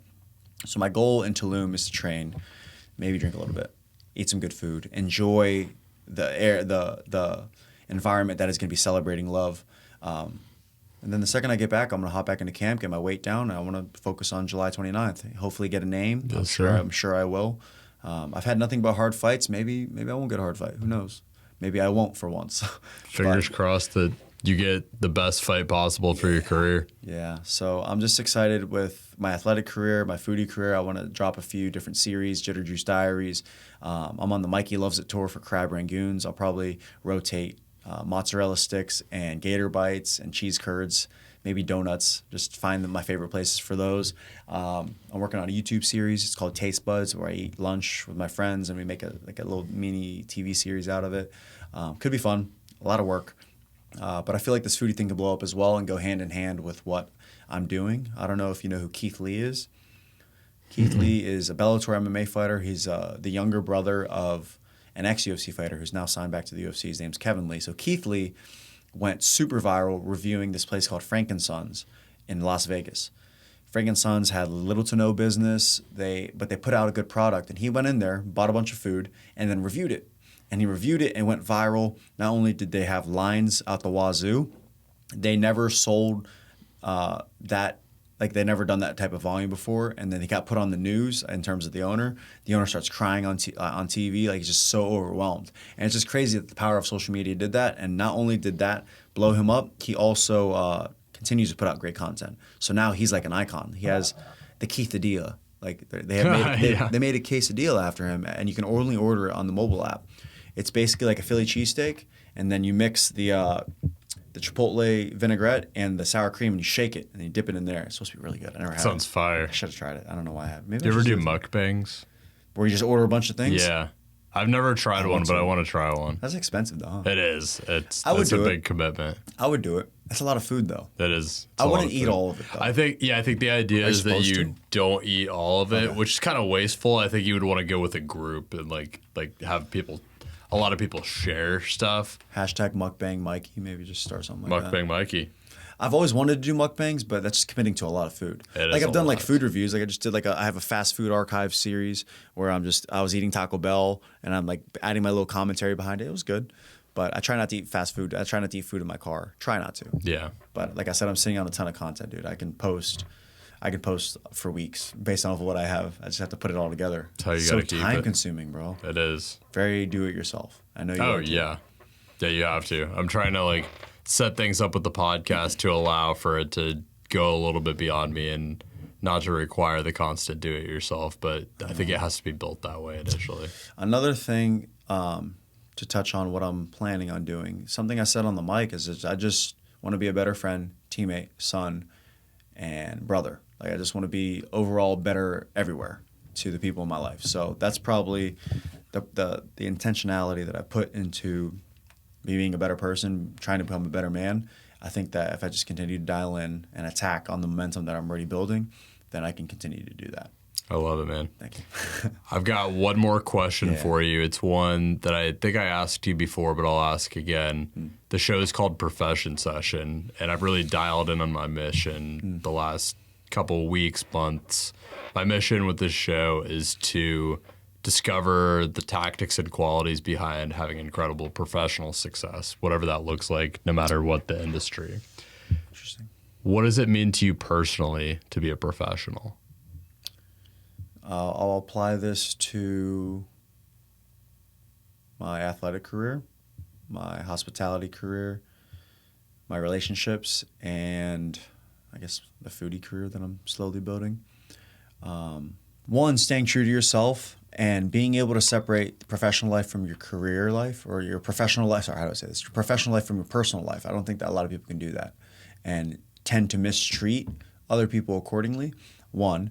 And two, I think being intent driven. If you have good intentions, no matter what you're trying to do in life, I think that it'll circle around and it'll elevate you. Given, my NFT project had amazing intent behind it. You're not supposed to spark fire with every single project you do. I've failed so many different times at multiple business opportunities. Like I've ventured the entrepreneur life. Like I've done network marketing. I've done NFTs. Like there's a lot of different times I've really tried to work for myself and create something for myself, and it's not always going to work. But I think generating your intent, separating your personal life and your professional life, would be important as well. And like I said, we can dive into this question so many times, but professionalism, that's what we're touching on. I would say carrying yourself to a standard of excellence. Not perfection, because no one will ever be perfect, but holding a high standard for yourself, which I think that a lot of people, including myself, don't do. I'm very hard on myself. I have a high standard for myself. I don't like to dip below that standard to disrespect myself and my standards. So in dating, in my life, in terms of career or the things I want to do, I have this standard of excellence that I have or aim to have. And if I catch myself like, okay, maybe I did something that doesn't contribute to that, or maybe I'm hanging out with a girl that's just not on the same level as me, just whatever it may be, if it doesn't contribute towards that high status quo that I'm keeping for myself, then I just don't want to put energy or time or attention to it. So I think that kind of translates to the professionalism as well. Just a high standard of excellence, holding the people accountable around you and under you to that standard. And I think something to touch on too is even if you're not in a leadership role, whether you're a CEO, boss, manager, dishwasher, cook, bartender, whatever you are, you can still have leadership qualities and contribute towards the team and the overall picture of what we're trying to do, no matter what industry you're in, whether it be sales or hospitality, anything. You can, as long as everyone's on board for the big picture and they all have an understanding of what their roles are, and they don't mind contributing to that big picture. Like I said, super broad. I can go anywhere with this. Yeah, but, you went a lot of good places. Yeah, cool. That's a very, very in-depth answer with a lot of different points. But I love it. Cool. Yeah. Mikey, Cheers. anything else you would want to share with the audience? Any other shout-outs you want to give? I want to shout out my brother. That's like my right-hand man. I always tell him it's me and him in this life, like forever. Like we're gonna be together forever, no matter where we move, wherever we live. Like he's gonna know my kids, I'm gonna know his kids. I love my brother so much. And with this past fight just happening, no relationship will ever be perfect. We've had our trials and tribulations, and I love the resiliency of our friendship, our brotherhood, but more importantly, how we celebrate each other's successes and the undoubted, the unquestionable. Like he's got my back, I got his back, and I can have friendships that are like that, but it's just different coming from blood. Like it's really just me and him. Like that's someone I want to shout out specifically. He's got my back, and I feel that now more than ever. And I hope that he can feel the same thing from me, because I'll do anything for him. I even told him, it's funny because Kev put this in my head, because he has a lot of the same intent in life, Kev. And something that I tell myself and I tell other people, the things that so when people say nice things to me and when people compliment me or uplift me, I'm just like, hey man, or just hey in general, just the things you admire in others are what you see in yourself. Same thing goes for the things you don't like about people. So just to touch on the good, if there's like I was talking about Mike earlier, or I was talking about Mitch, or even like my teammates and my friends, there's things that they do that I admire that I see in myself. So I try to emulate a lot of those things. That's probably one of the biggest skills that I have is emulation in all aspects of life. So whenever someone uplifts me, I try to tell them that, like, hey, thank you for the kind words, but like that, you're also that. Like, just know that. And there's a lot of people, like I said, I look up to, like Ed Milet, Mike Chandler, who else? The Leo Skeppy guy we were talking about earlier today. I feel like I surround myself with a good sounding board, a good group of people to look up to, and that's truly who I am inside as well. But I just went off on another tangent. But just, man, I love my brother, man. We welcome tangents here. Yeah, I'm really good at that. But yeah, shout out to my brother, friends, family, teammates. Like, just my life's going really good right now. I like the momentum I have. If darkness seems to come back into my life, I'm prepared for it. I'll weather that storm. I'm just excited to build on the things I've been building on. And the big thing for me is to help people along the way. No matter how big I get, maybe if I just keep continuing to fall on my face with whatever projects I pick up, I'm still going to help people. I've always had the mindset of like, the more people you help, you're helping yourself in the same way. And it's just it dials down to we're all more connected than we think. And not a lot of people are aware of that, but I'm excited to keep watching you grow, brother. Yeah. It's been awesome having you on. Dude, I really love talking to you, man. It's a special environment. It's been 2.0, 3.0 since I've been here. I've grown a lot as a person. I think we've delivered different content. This is freaking crazy, man. Life's beautiful. I keep saying it, bro. Life is beautiful. It really is. It is. Crazy, weird, but beautiful. On that note, here we go. That's a podcast, man. Thank you again for coming on. Thank you for having me. I brought you a present. So you love foxtail. I do. But you don't know what's inside, though. I don't know what's inside. No, this I know is a you sweet had treat, bro. This will make your life a little bit sweeter, your day a little bit sweeter. These are my friends at Fat Ash Cookies, man. I think you'll really enjoy them. I got you 2 of the most interesting flavors there. They're fat. These are fat. That's from the Cookie Factory from the East Colonial location. But there's a s'mores one and a Cookie Butter Blast. Maybe you'll have to do. Thank you. Maybe you'll have to do a food review. I might just have to. But no, you know what? Let me try one right now. Everyone at Fat Ash, they're Which amazing. one should I try of the 2? Let me see. What's your favorite? S'more I haven't and tried either. Go with the Cookie Butter Blast? For sure. But what they do, man, they just come up with the funkiest of flavors. They always show love. They're good people. Like, I genuinely support these 2.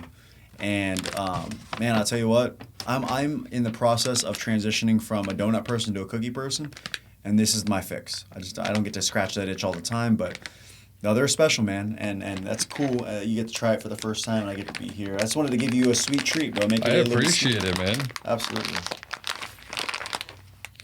Okay, you know what? I'm gonna switch to the s'mores one because I failed to open the Cookie Butter Blast. No, I'm sure, dude. I don't think you can go wrong with either one. I'll tell you what, though, with what I know about them, they switch their flavors up almost every week, if not bi-weekly. They just are always coming up with the funkiest of flavors. And they're delicious. They're overwhelming. They're a big cookie. Like, they're shareable. But nothing worth having comes easy. So slay the dragon. Confront the dragon, slay the dragon, get the gold. Here's your gold. Here we go. Ooey chewy s'mores. Jeez, dude. Thank you, man. No, pleasure. Cheers. Wow. And they have all the ingredients on the back. Everything's fresh. They make it with love. That's probably their secret ingredient. First one listed. Looks like it. What do you think? It's fantastic, man. We got a foodie in the making here. No, that's You good. want to try a bite? Sure. It's fire. Is it really? Mm-hmm.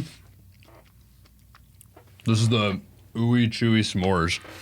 That's insane. I've never seen a cookie like this. It's soft. It's gooey. It's flavorful. That's good, man. I love everything that they do. What a perfect post-podcast treat. Good, man. I'm glad it was a treat. No, I had a blast, man. I definitely had a blast talking to you. You the man. You the man. Cheers, bro. All right.